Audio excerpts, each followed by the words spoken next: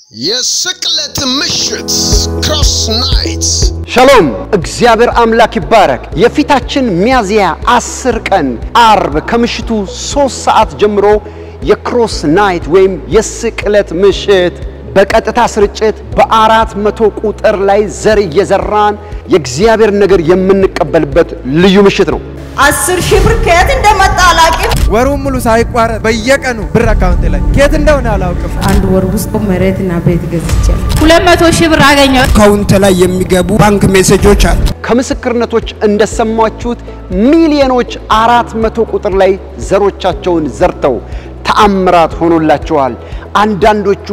በብዙ የፋይናንስ በረከት ተባርከዋል እግዚአብሔር በረከታችሁን ይለቅላችኋል ብሎ ነው እግዚአብሔር ሰው ምጸልይ አሜን ብዬ ነው መቀበል በማላቀው መንገድ የሆነ ስራ ተከፈተልኝ ቢያንስ ያኔ 5,000 ብር የለኝም በርግጠኝነት ዛሬ ግን ከ400,000 ብር በላይ አለ ከህመሞቻቸው ነፃ ወጥተዋል የታሰሩ ተፈተዋል የታመሙ ተፈውሰዋል 400 ቁጥር ዘርተው ከዛ ኪንታሮስ 8 ዓመት ነበር የሚያመኝ ኪንታሮስ ጠፋብኝ 400 ቁጥር የነፃነት ቁጥር ነው ቁጥሮች በዚህ ዓለም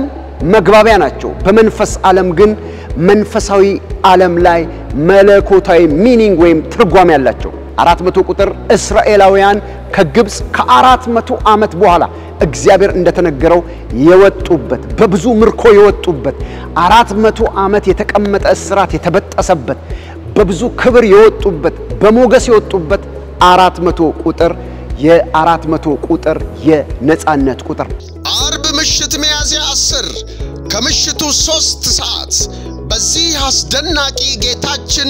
መድኃኒታችን ራሱን አሳልፎ በሰጠበት በዚች ድንቅ ቀን ላይ እርሱ ራሱን በመስጠት ከእግዚአብሔር መንግስት ጋር እንዳስታረቀን ብሎም ለነፍሳችን መዳንን ለስጋችን በረከት የሰጠን ድንቅ ቀን ነው በመሆኑም የ400 ቁጥር በረከት በዚህ ቀን ላይ ይደረጋል ስለዚህም አንድም በረከቶን በመካፈል እንዲሁም የእግዚአብሔርን ሥራ አብረውን በመስራት